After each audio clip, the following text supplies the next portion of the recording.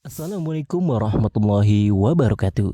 Kolema adalah kohwa, lemon, dan madu, perpaduan yang menghasilkan rasa yang segar, membuat Anda semangat kembali beraktivitas sehari-hari. Hot brew coffee atau yang lebih dikenal dengan kopi dingin, kini telah banyak digemari para peminat kopi, khususnya di negara tropis. Alhamdulillah, Kolema hadir untuk antum yang menyukai kopi dingin, dan kopi ini dari biji kopi Gayo. Bismillahirrahmanirrahim. Assalamualaikum warahmatullahi wabarakatuh. Innal hamdalillah nahmaduhu wa nasta'inuhu wa nastaghfiruh wa na'udzu billahi min shururi anfusina wa min sayyiati a'malina. May yahdihillahu fala mudilla lahu wa may yudlil fala hadiyalah. Wa asyhadu an la ilaha illallah wa asyhadu anna Muhammadan 'abduhu wa rasuluhu la nabiyya ba'dah. Allahumma salli wa sallim wa barik wa an'im ala sayyidina Muhammad wa ala alihi wa sahbihi wa man sara ala nahjihi wa man jahada bi jihadihi wa ihtada bi hadihi wastanna bi sunnatihi wa tamassaka biha ila yaumil mi'ad, amma ba'd. Ya ayyuhalladzina amanu taqullaha haqqa tuqatih wa la tamutunna illa wa antum muslimun. Ya ayyuhan nasu taqu rabbakumul ladzi khalaqakum min nafsin wahidah wa khalaqa minha zawjaha wa batha minhuma rijalan katsiran wa nisaa'a wattaqullaha alladzi tasaaluna bihi wal arham innallaha kana 'alaikum raqiba. Ya ayyuhalladzina amanu taqullaha wa qulu qawlan sadida yuslih lakum a'malakum wa yaghfir lakum dzunubakum wa may yuti'illaha wa rasulahu faqad faza fawzan 'azima, amma ba'd. Fa inna asdaqal hadithi kitabullah wa khairal huda huda Muhammadin sallallahu alaihi wasallam wa syarral umuri muhdatsatuha fa inna kulla muhdatsatin bid'ah wa inna kulla bid'atin dhalalah wa kulla dhalalatin finnar, ay kama qala rasuluna sallallahu alaihi wasallam, tsumma ma ba'd. Bapak-bapak, ibu-ibu sidang jamaah salat subuh yang semoga dirahmati oleh Allah Subhanahu wa taala. Pertama, mari sejenak kita memanjatkan puji dan syukur kehadirat Allah Subhanahu wa taala, yang mana sampai pada subuh hari yang sangat berbahagia ini Allah Subhanahu wa taala masih senantiasa memberikan kepada kita berbagai macam karunia dan kenikmatannya. Di antaranya nikmat kesehatan, nikmat kesempatan dan waktu luang, dan yang terbesar adalah nikmat Islam, nikmat iman, nikmat taufik, nikmat hidayah, nikmat sunnah serta nikmat tauhid. Sehingga dengan seluruh nikmat inilah kita sampai pada subuh hari ini masih bisa melaksanakan berbagai macam bentuk ketaatan kepada Allah Subhanahu wa taala, masih bisa melaksanakan berbagai macam sunnah-sunnah Rasulullah sallallahu alaihi wasallam, dan yang terpenting kita sampai pada detik ini masih bisa melaksanakan berbagai macam kewajiban-kewajiban kita sebagai seorang muslim, sebagai seorang muslimah. Di antaranya melaksanakan salat subuh secara berjamaah, lalu kemudian dilanjutkan dengan thalabul ilmi. Kemudian selanjutnya tak lupa pula salam dan sholawat semoga senantiasa tercurahkan atas junjungan Nabi besar kita, Nabi kita yang mulia, Nabi Muhammad sallallahu alaihi wasallam. Nabi yang telah membawa kita, Nabi yang telah mengeluarkan dan menuntun kita dari gelap dan pekatnya alam jahiliyah menuju kepada terangnya alam Islam yang sempurna. Bapak-bapak, ibu-ibu sidang jamaah salat subuh, azani Allahu wa iyyakum.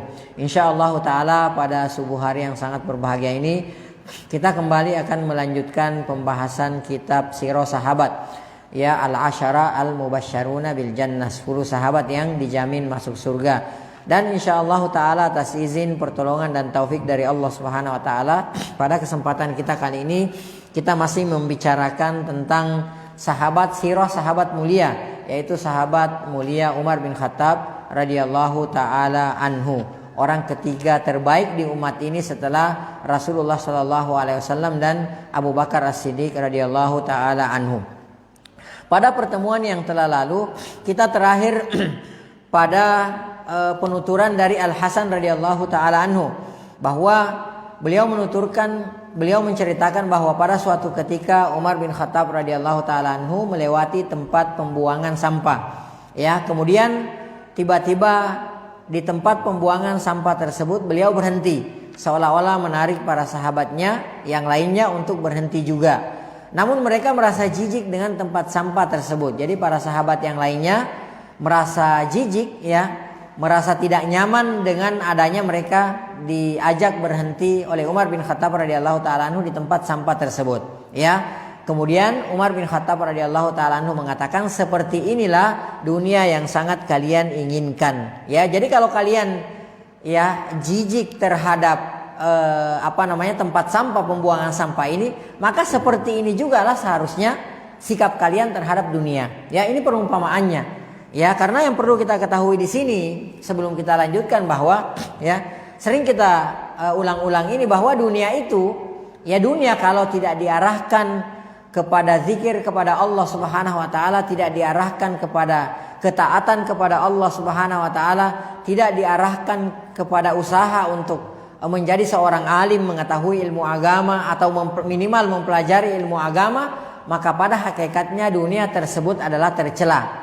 Ya, dunia tersebut adalah tercela. Jadi dunia dan seluruh apa yang ada di dalam dunia ini termasuk kita. Kalau kita tidak berzikir kepada Allah, dunia itu kita tidak arahkan kepada zikir kepada Allah Subhanahu wa taala.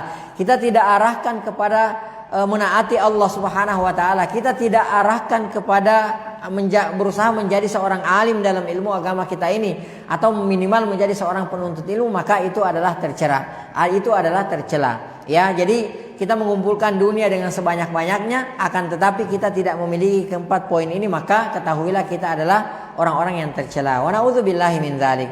Ya, dan Umar bin Khattab radhiyallahu taala anhu memberikan perumpamaan ketika mereka berhenti di tempat sampah, mereka jijik terhadap tempat sampah, mereka merasa tidak nyaman berada di tempat sampah tersebut.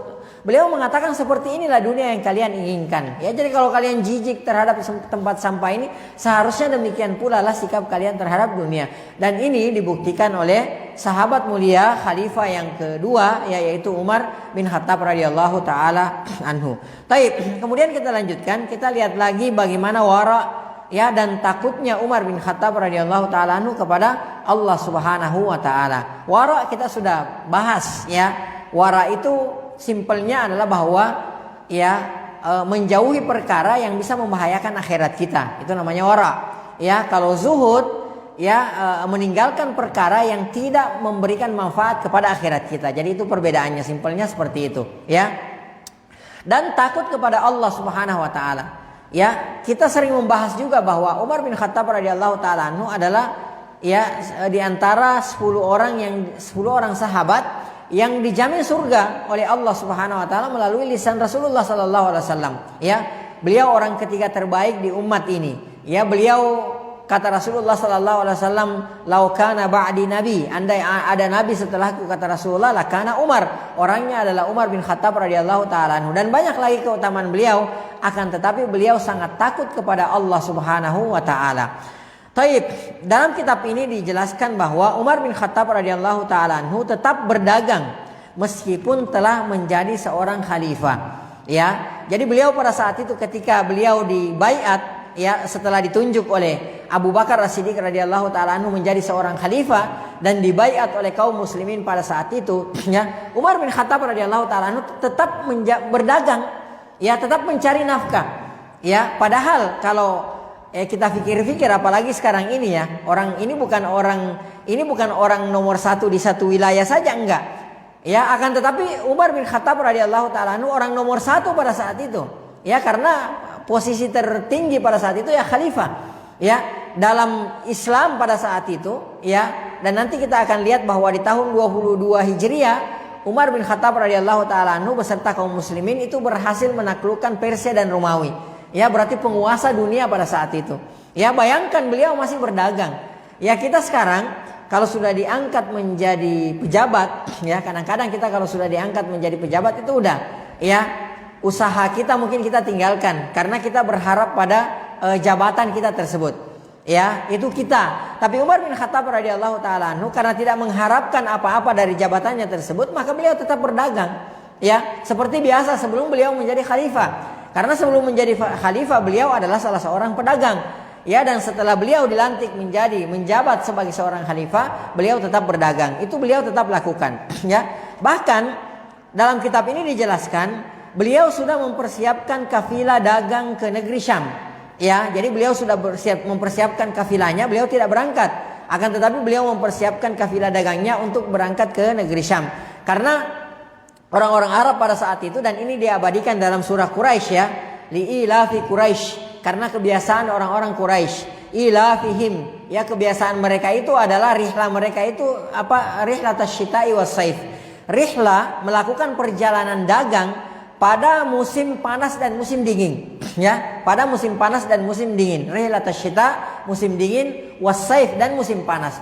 Nah, orang-orang Quraisy kebiasaan mereka ketika masuk waktu musim panas, mereka berangkat menuju ke negeri Syam, ya. Ke utara, di utara Mekah, utara Madinah sana, itu negeri Syam. Negeri Syam itu meliputi Palestina, ya, kemudian Jordan, kemudian apa namanya, ya dan seputarnya lah ya, itu disebut sebagai negeri Syam. Jadi belum ada pembagian, ya mereka disebut sebagai negeri Syam.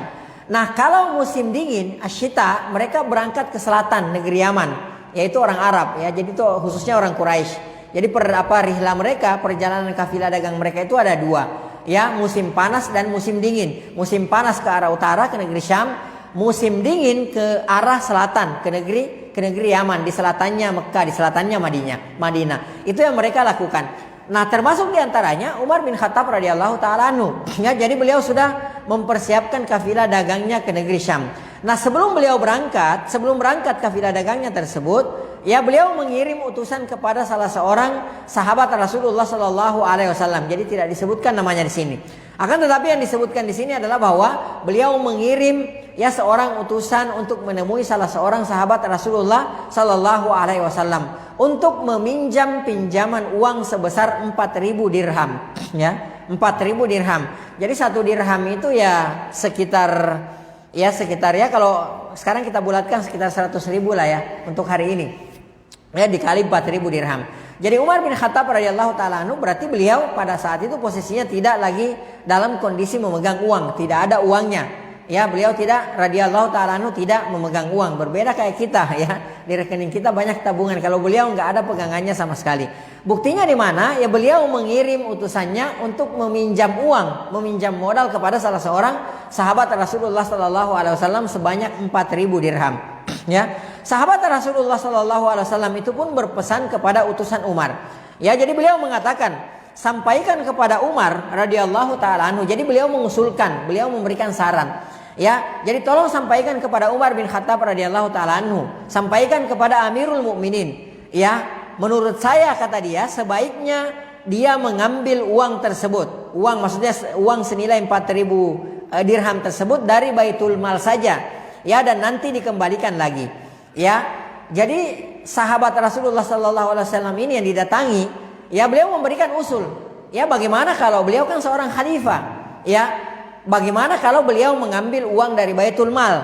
Ya, jadi meminjam uang ya yang ada di Baitul Mal, kemudian nanti dikembalikan. Ya, begitu sarannya dia. Nah, ketika utusan tadi kembali menghadap kepada Umar bin Khattab radhiyallahu taala anhu dan menyampaikan pesan sahabat Rasulullah sallallahu alaihi wasallam tersebut, ya, maka Umar pun merasa terganggu. Beliau tidak nyaman ya dengan usulan tersebut. Ya, jadi bukan mentang-mentang beliau seorang khalifah lalu kemudian menggunakan jabatannya seenak perutnya gitu kan. Ya, menggunakan powernya sebagai seorang khalifah, ya, melakukan apa saja. Jadi seenaknya mengambil uang dari Baitul Mal, seenaknya mengeluarkan kebijakan sesuai dengan kepentingan pribadinya untuk memperkaya diri dan lain sebagainya. Beliau nggak mau lakukan itu. Padahal benar, ya, kalau beliau mau lakukan itu benar, ya, dibolehkan karena posisinya beliau butuh dan beliau mau meminjam uang kan seperti itu. Dan beliau pada saat itu lagi tidak punya uang. Ya, itu posisinya benar, kondisinya dibenarkan pada saat itu. Akan tetapi beliau merasa terganggu, beliau merasa tidak nyaman dengan usulan tersebut. Beliau tidak mau menggunakan kekuasaannya sewenang-wenang, gitu kan seperti itu. Tidak mau dalam rangka untuk kepentingan pribadi untuk memperkaya dirinya sendiri. Ya, berbeda kalau kayak kita yang menjadi penguasa, yang menjabat, gitu kan seperti itu. Kita manfaatkan mumpung gitu kan, mumpung lagi berkuasa, kita gunakan jabatan kekuasaan kita itu untuk memperkaya diri kita, untuk memperkaya keluarga kita dan lain sebagainya. Itu kita. Tapi beliau tidak mau. Bahkan beliau merasa terganggu dengan usulan sahabat Rasulullah sallallahu alaihi wasallam. Ya. Oleh karena itu dia menemui sahabat Rasulullah sallallahu alaihi wasallam tersebut dan langsung bertanya kepadanya. Ya, jadi sekarang nggak pakai utusan lagi. Begitu disampaikan saran tersebut, beliau langsung menuju ke rumah sahabat Rasulullah SAW tersebut. Didatangi langsung oleh Umar bin Khattab radhiyallahu taala anhu. Beliau mengatakan, ya, benarkah Anda yang menyarankan agar Umar ya mengambil uang dari Baitul Mal? Jadi beliau make sure, ya, beliau tabayun, ya, nggak langsung datang kemudian marah-marah, enggak. Ya, ini diantara pelajaran yang bisa kita ambil di sini. Ini diantara adabnya seorang muslim yang harus dilakukan oleh seorang muslim. Ketika mendengarkan berita, ada berita yang sampai kepada kita, ada berita yang sampai ke telinga kita, maka yang harus kita lakukan adalah apa? Bertabayun, fatabayyanu. Ya, idza ja'akum fasikum binaba'in fatabayyanu. Apabila datang kepada kalian, ini tuntunan Rasul, tuntunan Al-Qur'an, ya, tuntunan Allah Subhanahu wa taala. Idza ja'akum fasikum binaba'in, apabila datang seorang fasik yang membawa berita kepadamu, apa yang harus kamu lakukan? Apa harus langsung bertindak? Apa langsung bereaksi? Enggak, ya. Kata Allah Subhanahu wa taala, fatabayyanu, hendaklah kalian bertabayyun terlebih dahulu, check and recheck. Ya, mengecek kebenaran berita tersebut. Apakah berita tersebut adalah benar apa adanya?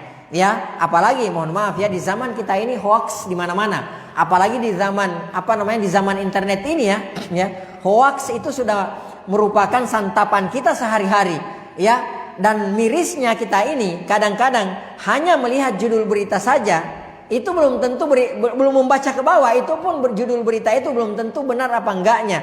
Kalaupun benar, kita belum sampai baca ke bawah, kita sudah ngamuk-ngamuk duluan. Kita sudah main share duluan, ya. Apalagi kalau main share-share ini, hati-hati ya. Membagi-bagikan berita saja itu hati-hati. Yang pertama yang harus kita lakukan, ya, adalah bertabayun terlebih dahulu. Mengecek terlebih dahulu, apakah berita yang kita baca tersebut adalah berita benar atau berita bohong. Ini yang harus kita lakukan terlebih dahulu sebelum men-share berita tersebut. Yang kedua, kalau misalnya berita tersebut berita bohong, jangan kita share, jangan kita sebarkan. Karena kenapa? Kalau berita bohong kita sebarkan, ya, di samping kita berdosa, setiap orang yang membaca berita bohong yang kita share itu, sekarang kan orang gampang lihat ya. Bisa aja kita share dalam waktu 1 jam, bisa jadi 100.000 yang menonton. Bayangkan, kalau 100.000 orang misalnya yang menonton, yang membaca berita tersebut, ya, berita hoax tersebut, berita bohong yang kita share tersebut, atau mengandung maksiat di dalamnya, maka yang terjadi, kita mendapatkan dosa, ya, men-share-nya, membacanya, dan kita juga mendapatkan dosa dari setiap orang yang membaca berita tersebut tanpa mengurangi dosa mereka masing-masing. Nah, kalau misalnya qadarullah kita meninggal dunia, ya, kita tidak bertaubat kepada Allah Subhanahu wa taala. Nah, di belakang hari terus di-share, dibaca berita tersebut, bahkan menimbulkan dampak yang luar biasa akibat dari berita yang kita share tersebut. Bayangkan, kita lagi di kuburan tidak tahu menahu, sudah tidak melakukan apa-apa, akan tetapi transferan dosa terus mengalir kepada kita. Wa na'udzubillahi min dzalik. Hati-hati. Ya, hati-hati ini sering saya ingatkan kepada diri saya pribadi dan kepada, ya, bapak-bapak, ibu-ibu, saudara-saudaraku sekalian, hati-hati. Ya, hati-hati yang namanya dosa jariyah. Di samping ada yang namanya amal jariyah, ada juga yang disebut sebagai dosa jariyah. Dosa yang terus mengalir padahal kita sudah meninggal dunia. Wa na'udzubillahi min dzalik. Ya, jadi ini yang harus kita lakukan. Sebagai seorang muslim itu adalah bertabayun, cek and recheck terlebih dahulu. Jadi nggak langsung ngamuk-ngamuk, nggak langsung bereaksi. Ya, karena boleh jadi, ya, berkat karena kita tidak hati-hati dalam menerima berita, ya, kemudian kita tidak bertabayun terlebih dahulu, boleh jadi, ya, kita bereaksi lalu kemudian kita merugikan orang lain. Nah, kemudian misalnya kita tahu bahwa berita tersebut adalah berita benar, jangan langsung di-share juga, tapi perhatikan apakah berita tersebut walaupun benar, apakah manfaatnya lebih besar daripada mudaratnya? Apakah manfaatnya lebih besar daripada bahayanya? Itu harus dilihat juga. Karena ada kaidah mengatakan darul mafasid muqaddamun ala jalabil masalih. Ya, darul mafasid, meninggalkan kerusakan, ya, menjauhi kerusakan itu lebih diutamakan daripada meraih maslahat. Ada kaidah seperti itu. Jadi kalau misalnya kita lihat, oh ini bagus kok ada maslahatnya, tapi bahayanya lebih besar, jauhi. Ya, tinggalkan maslahat tersebut untuk menghindari bahaya. Itu kaidah, ya, dalam agama kita ini. Jadi darul mafasid, meninggalkan kerusakan. ya muqaddamun, itu lebih diutamakan ala jalabil masalih, ya dalam rangka meraih maslahat. Kalau mafsadah, maslahat ada, iya maslahat ada, akan tetapi ternyata bahayanya lebih besar, tinggalkan, nggak usah diraih maslahat tersebut, ya. Nah, kalau misalnya ada berita, oh ini benar, masya Allah, nggak diragukan lagi ini benar. Akan tetapi ketika misalnya di-share, menimbulkan dampak yang luar biasa di tengah-tengah kaum muslimin. Bahkan kalau misalnya berita tersebut di-share, bisa menjatuhkan wibawa pemimpin kita misalnya, akhirnya menimbulkan pertumpahan darah, maka jangan di-share. Ini tidak boleh di-share. Ya, jadi ini yang harus kita perhatikan, adab-adab yang harus kita perhatikan. Nah, di sini kita lihat Umar bin Khattab radhiyallahu taala anhu tidak langsung bereaksi, akan tetapi beliau mendatangi, lalu kemudian beliau bertanya secara baik-baik, beliau bertabayun terlebih dahulu, beliau cek and recheck terlebih dahulu, beliau make sure terlebih dahulu. Beliau mengatakan, apakah benarkah anda menyarankan agar Umar, ya saya mengambil uang dari Baitul Mal? Ya, beliau mengatakan, seandainya nih saya meninggal dunia sebelum anda, ya niscaya ya kalian akan membincangkan uang ini sudah diambil oleh Amirul Mukminin, maka mintalah uang itu kepadanya. Jadi kalau misalnya ya saya mengambil uang dari Baitul Mal, lalu kemudian 4.000 misalnya, saya meminjam uang dari Baitul Mal 4.000 dirham. Lalu kemudian saya meninggal dunia sebelum kalian, maka kalian akan membicarakan bahwa uang 4.000 dirham tersebut itu sudah diambil oleh Umar bin Khattab radhiyallahu taala anhu, maka mintalah kepada Umar bin Khattab radhiyallahu taala anhu. Karena itulah aku ditagih pada hari kiamat kelak, dan nanti pada hari kemudian saya akan ditagih. Ya, mungkin di dunia mereka segan, udahlah itu kan uang dari Baitul Mal, ya diambil oleh Umar, udahlah biarin aja. Ya, itu kan memang haknya Umar bin Khattab radhiyallahu taala anhu. Akan tetapi ini yang saya tidak mau kehendaki, karena kenapa? Saya takut nanti ditagih di akhirat. Perhatikan ya, ini orang yang sudah dijamin masuk surga. Anda ini misalnya Umar melakukan saran sahabat tadi, ya, maka tidak mempengaruhi status beliau sebagai seorang penghuni surga. Kan seperti itu. Karena beliau dari awalnya, dari jauh-jauh hari sebelumnya sudah dijamin oleh Allah melalui lisan Rasulullah sallallahu alaihi wasallam bahwa beliau fil jannah, beliau masuk surga. Kan seperti itu. Nah, kemudian dalam perang Badar kita sudah tahu ya, beliau adalah ahlul Badar. Beliau adalah veteran Badar, Umar bin Khattab radhiyallahu taala anhu. Dan Rasulullah sallallahu alaihi wasallam mengatakan tentang veteran Badar, ya innallaha ittala'a ala ahli Badar. Sesungguhnya Allah Subhanahu wa taala melihat ya kepada veteran Badar, kepada ex Badar, kepada orang-orang yang pernah ikut pada perang Badar. Waqal, dan Allah Subhanahu wa taala berfirman, i'malu ma syi'tum, kerjakan apa yang kalian sukai, faqad ghafartu lakum, aku telah mengampuni dosa kalian. Ya, ini tidak mempengaruhi. Jadi kalau Umar ambil itu tidak mempengaruhi bahwa status beliau sebagai seorang penghuni surga. Tapi perhatikan, beliau mengatakan karena itulah saya tidak mau ditagih pada hari kiamat kelak. Jadi masya Allah, orang-orang yang betul-betul memikirkan akhirat. Ya, jadi betul-betul memikirkan akhirat sehingga dia takut melakukan sesuatu karena memikirkan akhirat. Itu Umar bin Khattab radhiyallahu taala anhu. Kemudian beliau mengatakan, ya, tidak, saya tidak akan mengambilnya. Akan tetapi saya ingin meminjam uang dari seorang yang amanah dan berani.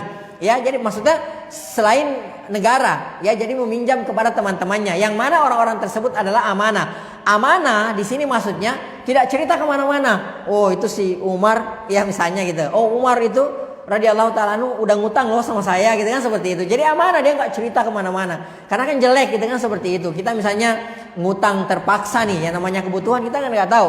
Terpaksa harus ngutang, gitu kan. Akan tetapi ketika kita dikasih utang, dia cerita kemana-mana, cerita ke si fulan. Itu saya kasih utangan loh. Itu kalau saya nggak kasih utangan, wah dia nggak tahu, dia belangsat deh hidupnya, gitu kan. Gitu. Jadi amanah, saya tidak cerita kemana-mana. Kemudian beliau mengatakan, ya.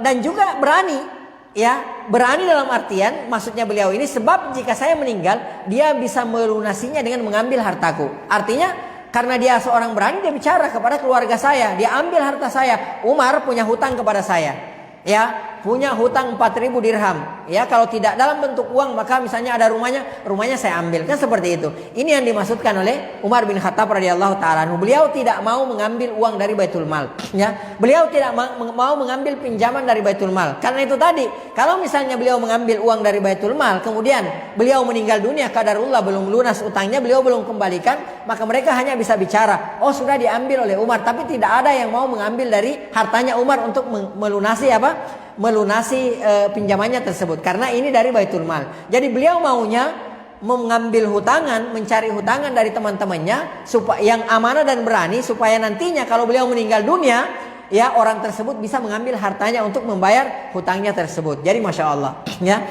Taib. Kemudian dari Al-Miswar bin Makhramah radhiyallahu taala anhu, beliau menceritakan, ya, kami selalu menyertai Umar bin Khattab radhiyallahu taala anhu, dan penyertaan itu tidak lain untuk mempelajari kewaraannya. Ya, jadi beliau masya Allah, ya, jadi beliau Al-Miswar ini menceritakan bahwa kita ini, ya, ini Al-Miswar sahabat radhiyallahu taala anhu, juga sahabat, ya. Tapi beliau menceritakan ketika kami membersamai Umar bin Khattab radhiyallahu taala anhu, ya, dekat dengan Umar bin Khattab radhiyallahu taala anhu, maka yang kami pelajari dari Umar, yang kami inginkan dari Umar adalah mempelajari kewaraannya. Ya, wara kita sudah tahu, ya. Jadi meninggalkan satu perkara yang membahayakan akhirat. Itu yang mereka mau pelajari dari Umar bin Khattab radhiyallahu taala anhu, ya. Dan memang sebagai seorang muslim, ya, di antara yang harus kita tekankan dalam kehidupan kita, di samping kita menuntut ilmu, ya, di samping kita mempelajari ilmu, adalah mempelajari adab. Ya, kan seperti itu. Ya, ada salaf kita mengatakan ta'allamtul ilma 20 sana. Aku mempelajari ilmu 20 tahun. Ya, wa ta'allamtul adaba 30 sana, dan aku mempelajari adab 30 tahun. Ya, jadi masya Allah. Ya, karena boleh jadi kita mempunyai ilmu, akan tetapi kita tidak beradab, gitu kan, seperti itu. Ya, jadi di samping kita menuntut ilmu, juga kita menuntut mempelajari adab. Ya, bagaimana bermuamalah dengan sesama manusia. Ya, bagaimana memperlakukan yang lebih tua dari kita, yang lebih muda dari kita. Bagaimana memperlakukan orang yang statusnya di bawah kita, tokoh masyarakat dan lain sebagainya. Ini semua ada adab-adabnya, dan ini harus dipelajari. Ya, kata Rasulullah sallallahu alaihi wasallam, innamal ilmu bitta'allum. Sesungguhnya ilmu itu didapatkan dengan dipelajari. Wa innamal hilmu bittahallum. Dan sesungguhnya hanyalah at-tahallum, kasih sayang, gitu kan, seperti itu, berlemah lembut, itu didapatkan dengan apa? Dengan membiasakan diri kita seperti itu. Ya. Jadi beliau mengatakan, kami membersamai Umar bin Khattab radhiyallahu taala anhu, ketika kami menyertai Umar itu dalam rangka untuk mempelajari kewaraannya, ya, untuk mempelajari bagaimana adabnya Umar bin Khattab radhiyallahu taala anhu. Kemudian Bapak dan Ibu sekalian yang semoga dirahmati oleh Allah Subhanahu wa taala, dari Abdullah Al-Asy'ari radhiyallahu taala anhu, ya, beliau mengatakan, suatu ketika ia keluar, ya, menemui Umar bin Khattab radhiyallahu taala anhu dan bertamu di rumahnya. Ya, jadi Abdullah Al-Asy'ari radhiyallahu taala anhu, ya, bertamu ke rumah Umar bin Khattab radhiyallahu taala anhu. Ya, beliau mengatakan, ya, Umar bin Khattab radhiyallahu taala anhu memiliki seekor unta, ya, yang susunya bisa diperah. Jadi beliau mempunyai seekor, sudah menjadi khalifah pada saat itu. Ya, Umar bin Khattab mempunyai seekor unta yang mana untanya tersebut itu sudah memproduksi susu. Jadi sudah bisa diperah susunya. Ya, kan seperti itu. Kemudian, ya, ketika itu pelayannya yang hendak bepergian memberi Umar bin Khattab radhiyallahu taala anhu air susu, ya. Akan tetapi air susu tersebut ternyata, ya, bukan dari ontanya Umar bin Khattab radhiyallahu taala anhu, akan tetapi dari onta yang lain. Ya, akan tetapi dari onta yang lain. Nah, Umar bin Khattab radhiyallahu taala anhu tidak mau menerima, ya, susu tersebut. Ya, karena beliau tahu ini bukan dari ontanya sendiri, akan tetapi dari onta yang lain. Apa yang beliau katakan? Waihak, celaka engkau. Ya, dari mana susu ini? Ya, perhatikan, ya, kalau kayak kita mungkin langsung main minum aja, ya. Minum dikasih langsung minum, apalagi ini dari pelayan kita, pembantu kita, mungkin kita nggak cek lagi. Apalagi selama ini memang kita punya onta, ya, dan setiap harinya kita mendapatkan susu dari onta tersebut. Umar nggak mau minum. Beliau mengatakan, celaka engkau, dari mana ini? Ya, beliau bertanya seperti itu. Kemudian pelayannya itu menjawab, ya, pembantunya tersebut menjawab, ya, wahai Amirul Mukminin, ya Amiral Mukminin, seekor unta ditinggal mati oleh anaknya. Jadi ada unta yang sedang menyusui, itu anaknya mati, anak unta tersebut mati. Sehingga, ya, dengan demikian susunya boleh diminum siapa saja. Jadi siapa saja yang mau memerah itu nggak apa-apa, nggak ada masalah.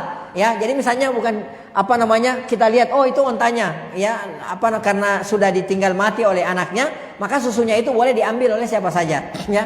Nah, si pembantu ini memerah susu dari onta tersebut, kemudian diberikan kepada Umar bin Khattab radhiyallahu taala anhu. Ya, kemudian Umar bin Khattab radhiyallahu taala anhu mengatakan, ya, kemudian beliau mengatakan, beliau mengatakan, celaka engkau, ya karena engkau telah memberiku api neraka. Jadi Masya Allah, padahal ini diperbolehkan, ini tidak ada masalah. Akan tetapi beliau mengatakan, waihak, celaka engkau telah memberikan aku api neraka, ya. Karena Rasulullah Shallallahu Alaihi Wasallam bersabda, ya, mana bata, ya, apa yang daging yang tumbuh dari haram, dari sesuatu yang haram, jadi tidak ada yang berhak atasnya illan nar, kecuali api neraka. Jadi Masya Allah, ya, jadi Umar bin Khattab radhiyallahu taala itu menyadari betul ini, bahwa satu suapan atau satu suap makanan, satu teguk air gitu kan, yang masuk ke perut kita kemudian menjadi daging, maka tidak ada yang berhak atasnya kecuali api neraka. Maka beliau mengatakan, ya, celaka engkau itu telah menyodorkan api neraka kepadaku. Panggilkan Ali bin Abi Thalib, ya, panggil kepada saya Ali bin Abi Thalib. Bayangkan, beliau memanggil Ali bin Abi Thalib karena pada saat itu Ali bin Abi Thalib radhiyallahu taala anhu, ya, mulai dari zamannya Abu Bakar, ya, dari zamannya sampai ke zamannya Umar radhiyallahu taala anhu majma'in, Ali bin Abi Thalib itu diangkat penasehat oleh mereka. Jadi Masya Allah, walaupun pada saat itu Ali adalah sahabat yang masih kecil gitu kan, seperti itu, masih lebih muda dari mereka, lebih junior dari mereka berdua, akan tetapi mereka mengangkat Ali bin Abi Thalib sebagai seorang penasehat. Karena kita tahulah bagaimana keilmuan seorang Ali bin Abi Thalib radhiyallahu taala anhu. Ya, jadi beliau menyuruh memanggil Ali dalam rangka apa? Dalam rangka untuk meminta fatwa. Ini bayangkan, seorang Umar loh ya, seorang Umar yang ilmunya juga Masya Allah, yang kata Rasulullah, laukana ba'di nabi, andai ada nabi setelahku, Umar yang berhak menjadi nabi. Ya, Umar bin Khattab, ya, lihat betapa tawaduknya beliau di sini, ya, betapa rendah hatinya beliau di sini. Beliau memanggil Ali bin Abi Thalib, ya. Di samping beliau waraknya, takutnya kepada Allah, bagaimana tawaduknya, rendah hatinya beliau. Beliau memanggil, suruh panggil Ali untuk datang kepada beliau. Dalam rangka apa? Dalam rangka untuk menanyakan perkara ini, ya. Jadi nggak main embat aja. Kalau kayak kita, ya, yang halal aja, yang halal aja, yang haram aja susah, apalagi yang halal gitu kan gitu. Langsung main embat aja. Beliau enggak. Ini harus nunggu seorang Ali dulu untuk bertanya status daripada susu ini, ya. Kemudian setelah Ali radhiyallahu taala anhu sampai di depan beliau, ya, beliau mengatakan, ya, susu ini berasal dari unta yang dianggap sebagai harta Allah, ya. Jadi nggak ada yang punya. Lalu pelayanku ini menyuguhkannya kepada saya. Apakah menurut Anda ini halal untuk saya minum? Ya. Lantas kemudian Ali bin Abi Thalib berkata, benar wahai Amirul Mukminin, susu bahkan beserta dagingnya halal untuk Anda. Ya, jadi barulah Umar bin Khattab radhiyallahu taala anhu mau meminum, ya, susu tersebut setelah mendapatkan fatwa dari Ali bin Abi Thalib radhiyallahu taala anhu, ya. Nah, dari sini juga, ya, pelajaran bagi kita bahwa orang-orang yang, ya, punya kekuasaan, punya kewenangan, ya, orang-orang yang dipandang, apalagi orang-orang yang punya harta misalnya, maka dia jangan jauh-jauh dari orang-orang yang dia bisa bertanya tentang perkara-perkara akhiratnya, ya, bahkan perkara-perkara dunianya, ya. Jadi istilahnya, misalnya seorang pemerintah, seorang pemimpin, pemangku jabatan, jangan jauh-jauh dari yang namanya ulama, orang alim, ya. Jadi ketika si umara ini, ya, pemimpin ini, pemerintah ini, ya, mau memutuskan satu kebijakan, mau ngambil satu kebijakan, dia konsultasi dulu terhadap ahli agama. Bagaimana menurut pandangan agama permasalahan ini? Ini seharusnya yang dilakukan. Jadi, ya, coba kita lihat, ya, bapak-bapak sekalian, ya, perhatikan di satu tempat, di satu negeri, di satu negara, ketika, ya, ketika umara, para pemimpin menggandeng para ulama, perhatikan, pasti negeri tersebut aman, ya. Pasti negeri tersebut damai. Contoh lah misalnya, ya, saya bukannya ta'assub, bukannya fanatik terhadap Saudi, enggak, ya. Tapi kita lihatlah bagaimana contohnya. Coba lihatlah Saudi. Bagaimana Saudi, mereka itu sangat, pemerintahnya, ya, rajanya, para pemangku kekuasaannya, itu mereka sangat dekat dengan para ulama. Ya, setiap mau melakukan sesuatu mereka bertanya terlebih dahulu kepada ulama. Mereka sangat menghargai, sangat menghormati yang namanya ulama. Kita lihat pada hari ini apa yang mereka capai, kemakmuran, ya, keamanan dan segala macamnya mereka rasakan di sana. Coba kita lihat, semua yang pernah ke sana pasti tahulah, ya. Ketika misalnya berkumandang dari masjid-masjid, dari musalla-musalla, ya, Allahu Akbar, Allahu Akbar. Allah yang maha besar, Allah yang paling besar, kan gitu. Apa yang mereka lakukan? Mereka tinggalkan dagangan mereka, mereka tinggalkan transaksi mereka berapapun besarnya. Bahkan kita lihat, kadang-kadang dagangan mereka itu nggak pakai digembok, cuma ditutup pakai kain saja. Kembali dari situ, apakah ada yang hilang satu barangnya? Nggak ada sama sekali.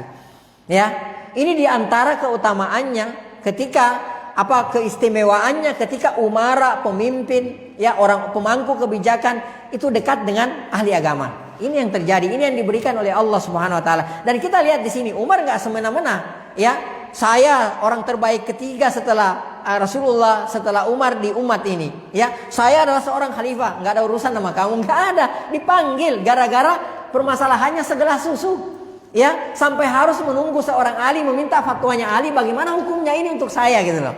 Ya, jadi Masya Allah luar biasa pelajaran yang bisa kita ambil dari kejadian ini. Ya, Taib. Ali bin Abi Thalib radhiyallahu taala mengatakan nggak apa-apa ya Amirul Mukminin, susunya jangankan susunya, dagingnya sedaging-dagingnya halal buat Anda. Boleh Anda nikmati, boleh Anda konsumsi barang tersebut. Ya, Masya Allah. Taib. Ikhwas sekalian yang semoga dirahmati oleh Allah Subhanahu wa taala. Kemudian dari Qatadah radhiyallahu taala anhu. Jadi ini semua yang menceritakan adalah sahabat. Dari Qatadah radhiyallahu taala anhu beliau mengisahkan bahwasanya ada seorang utusan raja Romawi datang menemui Umar bin Khattab radhiyallahu taala anhu, ya. Jadi ketika pada saat ada utusan yang datang, ya, utusan Romawi, ya. Pada saat itu Romawi sudah mulai datang ke Madinah kan, karena orang-orang Romawi, raja Romawi dan rakyat Romawi, ya, superpower pada saat itu, ya. Salah satu kekuatan adidaya imperium pada saat itu yang sudah berkuasa selama berapa? 8 abad, 800 tahun. Itu ketika mereka mendengarkan nama Umar goncang mereka, galau mereka. Jadi kalau mereka mendengarkan Umar bin Khattab, galau goncang mereka, takut padahal nggak pernah ketemu dengan Umar bin Khattab radhiyallahu taala anhu, ya. Jadi ada seorang utusan Romawi, raja Romawi datang menemui Umar, ya. Nah, pada saat itu qadarullah Umar bin Khattab radhiyallahu taala anhu lagi tidak ada di rumahnya, ya. Istri Umar bin Khattab radhiyallahu taala anhu kemudian meminjam uang 1 dinar kepada seseorang, ya, untuk lalu menggunakannya untuk membeli minyak wangi. Ya, jadi karena nggak ada orang, maka istrinya Umar meminjam uang kepada orang 1 dinar. 1 dinar itu kalau dikonversikan ke emas itu 4,25 gram emas. Ya, itu 1 dinar, 4,25 gram emas, dan itu stabil. Ya, mulai dari zaman Rasulullah sampai pada hari ini 1 dinar itu stabil, nggak berubah. Ya, nggak kayak kita nyimpan 40 tahun yang lalu misalnya uang berapa misalnya, ya, atau nggak usah kemarin lah, kita nyimpen misalnya sekarang 40 juta di salah satu bank misalnya, ya. 100 tahun kemudian mungkin uang 40 juta itu mungkin buat beli permen aja nggak cukup untuk anak kita nanti, generasi kita, benar nggak? Ya, tapi kalau 1 dinar dari zaman Rasulullah orang nyimpen 1 dinar sampai hari ini nggak berubah, ya, nilainya sesuai pada hari itu tuh Masya Allah, itu luar biasanya, ya. Maka saya sarankan kepada bapak-bapak, ibu-ibu sekalian yang punya kelebihan, ya, kalau mau nyimpen uang mending beli emas. Simpen udah aman. Coba lihat apa yang akan terjadi 40 tahun misalnya, panjang umur 40 tahun ke depan apa yang akan terjadi. Ya, tidak akan berubah nilainya. Tapi coba deh bayangkan, simpan emas nilainya 40 juta hari ini, kemudian simpan uang yang nilainya 40 juta pada hari ini. Lihat kedua benda ini apa yang akan terjadi 40 tahun kemudian. Emas akan bernilai sama pada hari itu, uang 40 juta boleh jadi, ya, untuk beli permen anak kita saja sudah tidak cukup pada saat itu, ya. Anak keturunan kita sudah tidak cukup pada saat itu. Nah, beliau meminjam uang 1 dinar, ya, kepada orang lain karena di rumah tidak ada Umar bin Khattab radhiyallahu taala anhu. Kemudian uang 1 dinar itu ternyata dibelikan apa? Dibelikan minyak wangi, dibelikan parfum. Selanjutnya beliau memasukkan minyak wangi tersebut istrinya, ya, ke dalam kotak kaca, lalu menitipkannya kepada utusan itu untuk memberikan kepada istri Raja Romawi, ya. Jadi ternyata mau memberikan hadiah kepada istrinya Raja Romawi, ya, biasa, ya, karena ini tidak masalah, ya. Memberikan ini juga merupakan dalil bagi kita bahwa nggak apa-apa kita memberikan hadiah kepada orang kafir, ya, apalagi kalau niat kita dalam rangka untuk menarik hatinya agar supaya dia mendapatkan hidayah, ini nggak ada masalah. Ya, apalagi kalau ada misalnya, mohon maaf ya, ada tetangga kita yang non muslim misalnya, ya, nggak usah, dia kan non muslim, nggak usah dikasih apa-apa gitu, ya. Jangan, nggak apa-apa, dalam rangka untuk menarik hatinya, ya. Boleh jadi dia masuk Islam dapat hidayah gara-gara kita, ya. Kata Rasulullah sallallahu alaihi wasallam, la ayyahdiyallahu bika rajulan. Andai ini kata Rasulullah SAW, Allah memberikan hidayah seorang laki-laki karena engkau, melalui perantara engkau, itu lebih baik kata Rasulullah daripada onta merah. Onta merah itu harta terbaiknya orang Arab. Ya, kalau dikonversikan ke sekarang ya mungkin kayak Ferrari, Lamborghini gitu yang harganya supercar itu, yang harganya puluhan miliar gitu. Mungkin seperti itu. Itu harta terbaiknya orang Arab. Kata Rasulullah, ada seorang yang dapat hidayah dari Allah gara-gara kita nih, asbabnya gara-gara kita, itu lebih baik daripada onta merah. Ya. Dan ini dilakukan oleh Rasulullah sallallahu alaihi wasallam. Rasulullah sallallahu alaihi wasallam itu pernah memberikan pasca Fatu Makkah ya. Rasulullah SAW itu pernah memberikan ya hadiah onta, 100 ekor onta kepada Sofwan bin Umayyah bin Khalaf.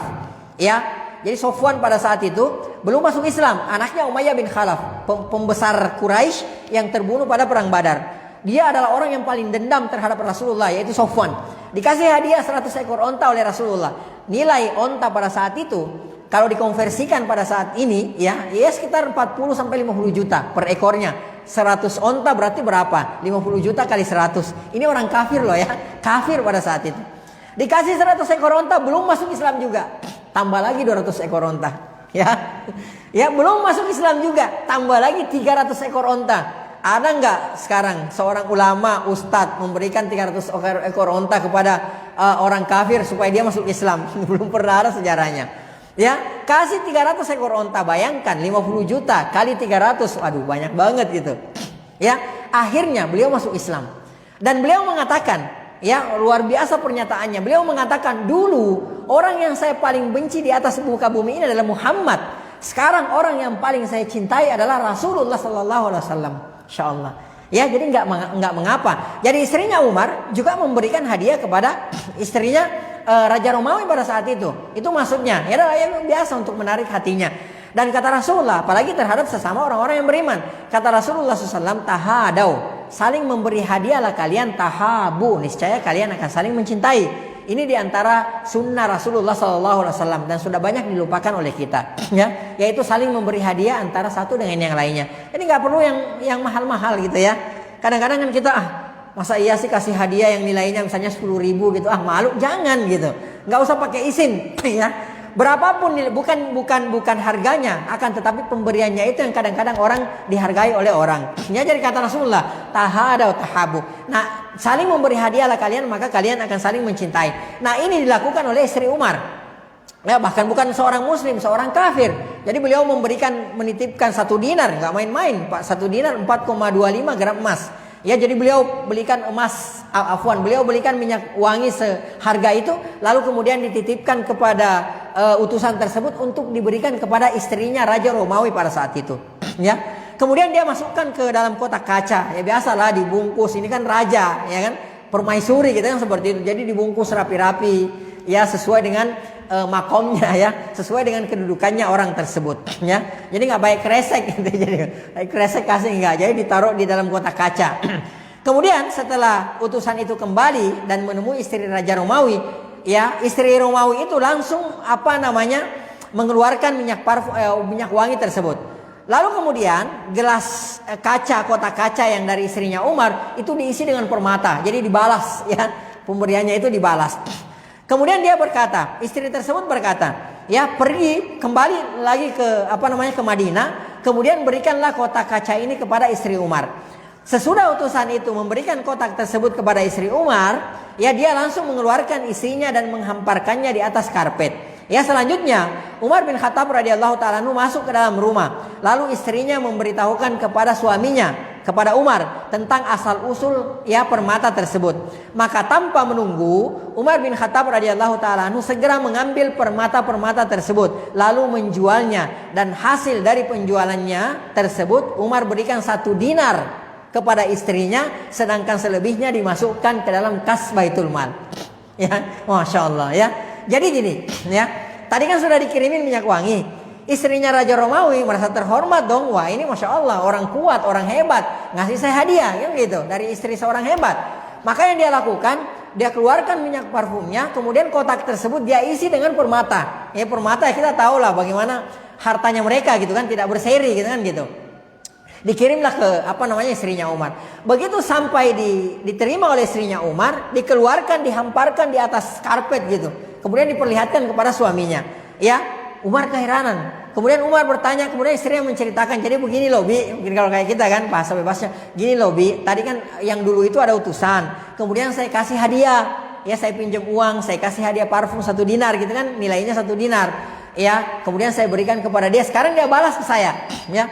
Kemudian tanpa menunggu lama, Umar bin Khattab radhiyallahu taala langsung mengambil permata-permata tersebut, dijual 1 dinar modalnya untuk bayar hutang, dikembalikan kepada istrinya. Ya, kalau kayak kita yang ada istri kita nuntut ke kita dibelikan tas Louis Vuitton gitu ya, tas Hermes ya, nggak mau tahu, pokoknya bulan depan harus kayak tetangga, harus punya tas Louis Vuitton gitu, kan seperti itu. Palsu juga nggak apa-apa, KW juga nggak apa-apa gitu. Itu kalau kita, ini enggak, sebaliknya, diambil semua, sini semua, dijual, ya kita nggak tahu harganya berapa, intinya banyak, dijual, sisanya dimasukkan ke Baitul Mal, kas Baitul Mal, 1 dinar dikasih ke istrinya, nih bayar utang, nih modalnya, kembalikan utangnya, semuanya masuk ke kas Baitul Mal. Jadi Masya Allah, ya ini peristiwa yang sangat luar biasa sekali. Mungkin kita sudah tidak akan bertemu lagi ya kasus-kasus seperti ini. Tapi paling tidak, mungkin kita nggak bisa sampai ke levelnya beliau radhiyallahu taala anhu. Ya, kita tidak bisa sampai ke level beliau radhiyallahu taala anhu. Kita juga tidak bisa sampai kepada level keimanan beliau, ya, amalan beliau. Ya, bagaimana takutnya kepada Allah, waraknya, zuhudnya, tawaduknya, takutnya kepada Allah dan lain sebagainya. Kita nggak akan sampai ke level tersebut. Tapi paling tidak kita berusaha bahwa begini loh kehidupan mereka. Ya, kita berusaha mengikuti mereka semampu kita. Karena kata Allah Subhanahu wa taala, "Fattaqullaha mastata'tum." Bertakwalah kalian kepada Allah Subhanahu wa taala semampu kalian. Dan paling tidak, ya, dengan kita membaca sejarah-sejarah seperti ini, bertambah kecintaan kita kepada mereka.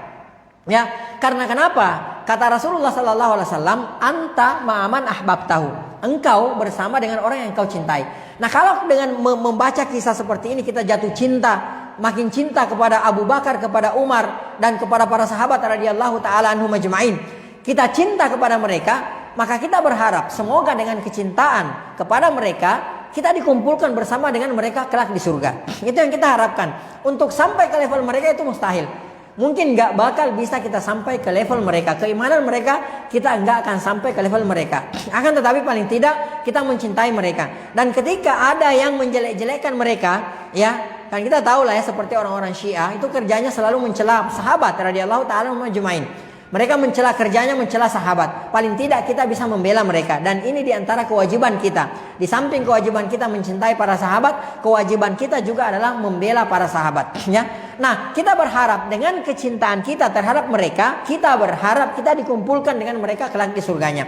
Nah, Anas radhiyallahu taala anhu ketika mendengarkan hadis ini, "Anta ma'aman ahbabtahu." Engkau bersama dengan orang yang engkau cintai, maka Anas mengatakan, ya, kami tidak pernah sebahagia ini dalam Islam ketika kami mendengarkan hadis Rasulullah, "Anta ma'aman ahbabtahu." Engkau bersama dengan orang yang engkau cintai. Maka Anas, ini Anas sahabat juga, Masya Allah ya. Kemudian Anas mengatakan, ya, uhibbu Rasulullah sallallahu alaihi wasallam. Aku mencintai Rasulullah sallallahu alaihi wasallam. Ya.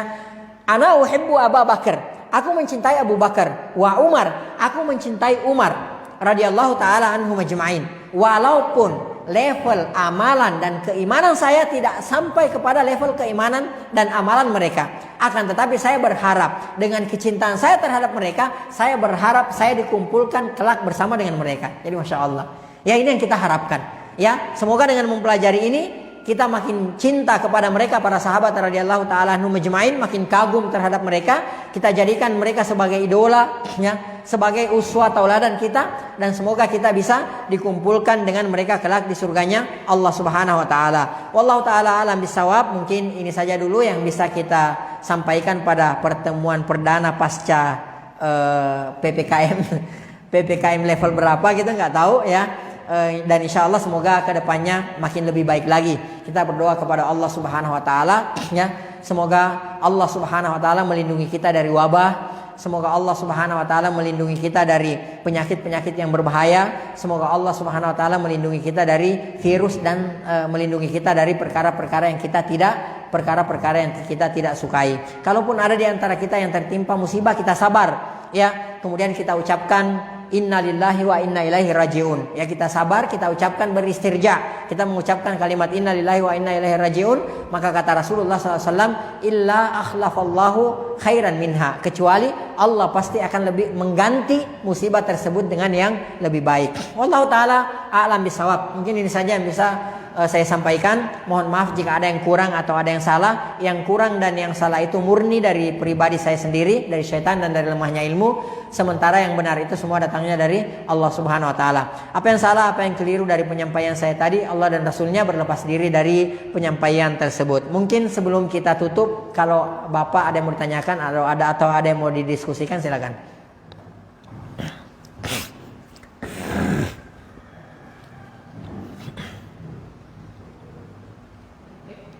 Baik.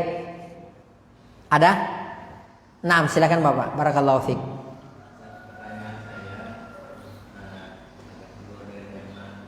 Nah.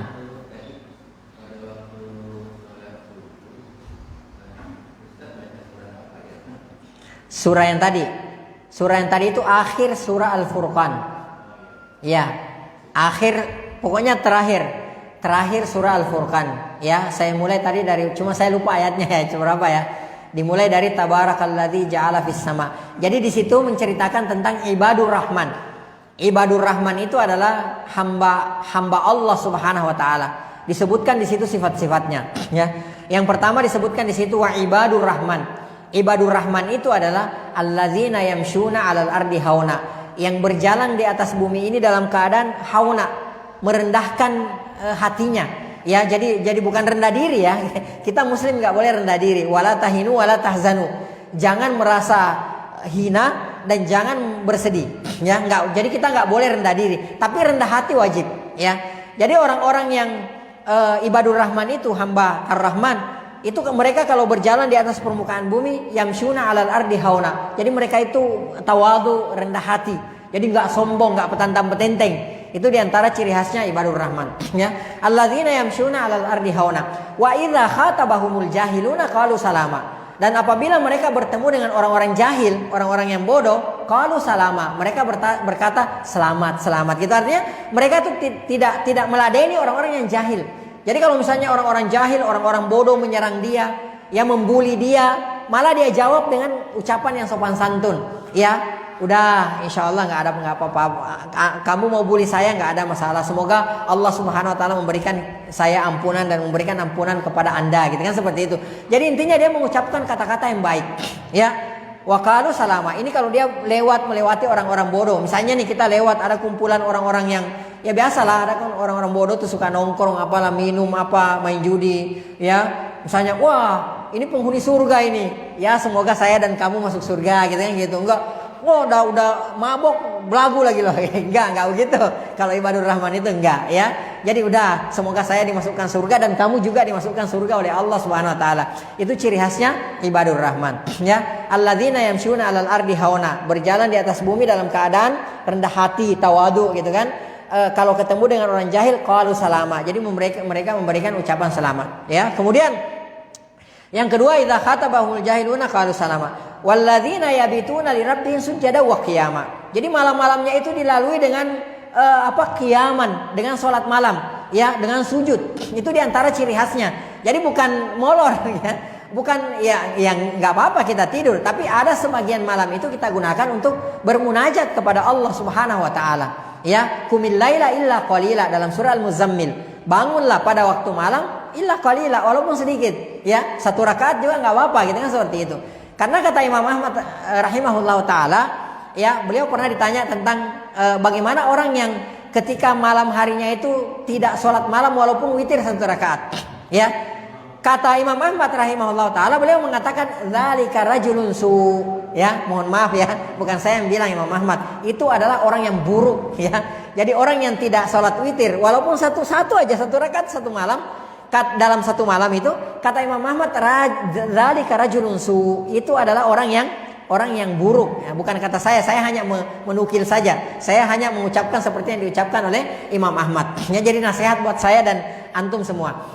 Ya, jadi itu orang-orang yang ibadur rahman itu melalui malamnya dengan qiyam, dengan sholat malam, kemudian dengan sujud, ya, bermunajat kepada Allah Subhanahu wa taala. Itu diantara ciri khasnya. Ya, qiyam wa qu'uda melalui malamnya dengan, kemudian selanjutnya walladzina, ya, apabila mereka berinfak selanjutnya, ya, walladzina yaquluna, dan mereka berkata, mereka berdoa kepada Allah Subhanahu wa taala, walladzina yaquluna rabbana srif 'anna adzab jahannam, jauhkanlah dari kami azab neraka jahanam. Ini diantara sifatnya. Jadi selalu memohon kepada Allah agar dijauhkan dari azab neraka. Kemudian walladzina idza anfaqu, dan orang-orang yang berinfak, ya, walladzina idza anfaqu, ya, lam yusrifu wa lam yakturu. Kemudian orang yang berinfak itu dia tidak tidak jor-joran gitu kan. Ya, walam yakturu, dan dia juga nggak nahan. Jadi pertengahan, ya. Jadi nggak pelit tapi nggak jor-joran juga gitu kan, seperti itu, ya. Kalau di ayat yang lain dikatakan, ya, saya lupa ya, yang jelas intinya seperti itu. Jadi ketika dia berinfak, ya, dia tidak jor-joran, jadi tidak semua hartanya juga diberikan gitu kan. Dia juga tidak menahan. Artinya dia adalah orang yang dermawan, akan tetapi dia juga menyisakan untuk keluarganya, ya, seperti itu. Kita juga belum bisa sampai kepada levelnya Abu Bakar As-Siddiq radhiyallahu taala anhu. Ketika Rasulullah SAW bertanya, ya Abu Bakrin, ya bani Quhafa, ma abqaita li ahlik, apa yang engkau sisakan untuk keluargamu? Beliau mengatakan, abqaitu lahum Allah wa rasulah, aku menyisakan untuk mereka Allah dan Rasulnya. Jadi semua hartanya diberikan. Itu Abu Bakar. Kalau Umar kan separuh, mithlahu ya Rasulullah. Wahai Umar, apa yang kau sisakan untuk keluargamu? Mithlahu ya Rasulullah, masih ada kok separuhnya ya Rasulullah. Tapi kalau levelnya Abu Bakar, abqaitu lahum Allah wa rasulahu, aku tidak menyisakan kepada mereka kecuali Allah dan Rasulnya. Kalau kayak kita, istri kita makan tuh Allah dan Rasulnya gitu kan. Mungkin kalau istri kita begitu. Kalau beliau enggak, itu level beliau, ya. Jadi orang-orang yang ibadur rahman itu ketika berinfak, ya, pertengahan, ya, enggak jor-joran, enggak juga enggak juga pelit, ya. Kemudian walladzina la yad'una ma'allahi ilahan ahar, ya. Mereka tidak menyembah, mereka tidak beribadah kepada selain Allah. Karena banyak juga di antara kita kaum muslimin, iyadzan billah, di samping dia berdoa kepada Allah, dia juga berdoa kepada orang mati. Di samping dia meminta kepada Allah, dia juga meminta kepada orang mati. Di samping dia bertawakal kepada Allah, menyandarkan hatinya kepada Allah, dia juga sandarkan hatinya kepada penghuni kuburan yang sudah mati, orang soleh, habaib yang sudah mati, kan gitu, ya. Intinya dia tidak menyembah, tidak mendoakan Allah, ya. Dia tidak mendoakan, walladzina la yad'una ma'allahi ilahan ahar wa la yaqtuluna an-nafsal lati harramallahu illa bil haq. Dia tidak membunuh, ya, seorang jiwa pun yang tidak dibenarkan oleh Allah Subhanahu wa taala, wala yaznun, dan dia tidak berzina. Wa may yaf'al dzalik, kata Allah Subhanahu wa taala, siapa yang melakukan tadi perbuatan-perbuatan tadi, mensyirikatkan Allah, ya, kemudian dia membunuh tanpa hak, ya, karena membunuh hak itu ada, seperti kisas misalnya, mengkisas orang itu kan membunuh, tapi hak itu nggak apa-apa, maksudnya tanpa hak gitu, ya. Kemudian dia berzina, siapa yang melakukan ketiga perkara ini atau salah satu di antara ketiga perkara ini, ya, wa may yaf'al dzalik yalqa athama, dia mendapatkan dosa yang sangat besar. Ya, yudha'af lahul azabu yaumal qiyamah, azabnya dilipat gandakan pada hari kemudian. Ya, yudha'af lahul azabu yaumal qiyamah wa yakhlud fihi muhana, dan akan kekal di dalam neraka jahanam tersebut, ya. Taib, illa man taba, kecuali kata Allah Subhanahu wa taala, kecuali orang yang bertaubat. Ya, wa illa man taba wa amana, beriman, wa amila amalan solihah, dan mengerjakan amalan soleh, fa innahu yatubu ilallahi mataba, karena sungguhnya dia telah bertaubat kepada Allah Subhanahu wa taala dengan taubat yang sesungguhnya, ya. Wa man taba wa amila solihah, siapa yang bertaubat lalu kemudian dia beramal saleh, yubaddilullahu sayyiatihim hasanat, maka Allah Subhanahu wa taala akan mengganti keburukan-keburukan dia dengan hasanat, dengan kebaikan-kebaikan. Jadi Masya Allah, luar biasa Allah itu, ya. Allah maha pengampun, maha penyayang, maha pengasih. Bayangkan, ya, kejahatan yang kita lakukan dulunya sebelum kita bertaubat itu diganti dengan kebaikan, ya. Kebaikan-kebaikan yang kita lakukan sebelum kita masuk Islam, misalnya kalau ada mu'allaf, dia banyak melakukan kebaikan. sebelum masuk Islam, kebaikan yang dia lakukan, dia masuk Islam diberikan ganjaran oleh Allah Subhanahu wa taala. Dia enggak masuk Islam, walaupun kebaikannya sepenuh langit dan bumi, dia meninggal di atas kekafirannya, maka itu semua tidak ada nilainya setai kuku pun tidak ada nilainya di mata Allah Subhanahu wa taala. Akan tetapi ketika dia bertobat, dia misalnya kafir masuk Islam, yubaddilullahu sayyi'atihim hasanat. Diganti keburukan-keburukannya dengan apa? Dengan kebaikan-kebaikan. Nah, itu diantara ciri khasnya ibadur rahman yang disebutkan di surah Al-Furqan ini, di akhir surah Al-Furqan ini. Mungkin antum bisa baca lagi tafsirnya nanti kalau pulang di rumah, ya.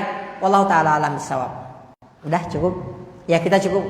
Masih ada ya, silakan. Jangan susah-susah, Pak, ya.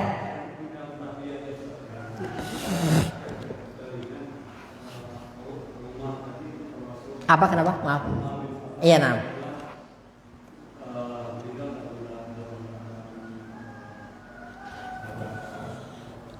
Meninggal dalam keadaan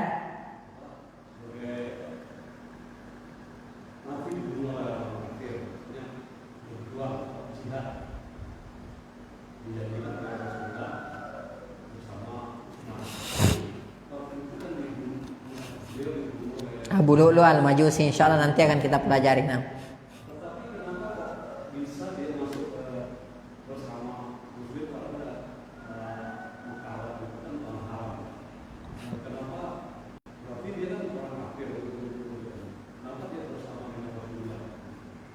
Taib, nanti akan kita ceritakan kisahnya, bukan di Mekah ya, di Madinah. Nanti akan kita ceritakan kisahnya bahwa dan yang mengeluarkan kebijakan sebenarnya adalah Umar juga, bahwa Mekah dan Madinah itu harus dikosongkan dari orang-orang non Muslim, ya. Jadi orang-orang musyrik, pokoknya orang-orang yang tidak Islam itu dikeluarkan dari Mekah dan Madinah. Itu diantara keputusannya, kebijakannya Umar bin Khattab radhiyallahu taala anhu. Ya, kok bisa ada yang keselip ini satu orang si Bahlul ini kan? Kok bisa Abu Lu'lu' al-Majusi, dia kan seorang Majusi. Kok bisa dia sampai ada di Madinah? Nah, nanti akan kita ceritakan bahwa ini ini adalah konspirasi yang sangat panjang ceritanya. Nanti akan insyaallah di akhir-akhir Umar bin Khattab akan kita ceritakan. Ini ada konspirasi juga. Ya. Jadi ada salah seorang sahabat namanya kalau tidak salah saya lupa namanya ya. Al-Mughirah ya. Al-Mughirah radhiyallahu taala anhu. Beliau berada pada saat itu di negeri Syam. Ya, di negeri Syam atau di Persia pada saat itu saya lupa. Kemudian beliau punya budak namanya Abu Lu'lu' al-Majusi. Ya. Kemudian pada saat itu sudah keluar aturan bahwa semua orang musyrik harus keluar dari dua kota suci, dua kota haram, harus keluar dari Mekah dan Madinah. Nah, Al-Mughirah radhiyallahu taala anhu itu berusaha meyakinkan Umar ya bahwa ini orang lain loh. Ini kasusnya lain, spesial kalau yang ini. Dia itu menguasai banyak kalau kayak sekarang teknologi. Jadi dia bisa membuat kayak kincir gitu kan. Dia bisa membuat senjata tajam, apalah segala macamnya. Bahkan sebelum Abu Lu'lu' al-Majusi ya laknatullah alaihi, sebelum dia membunuh Umar bin Khattab radhiyallahu taala anhu ya, Umar sempat mengunjungi dia.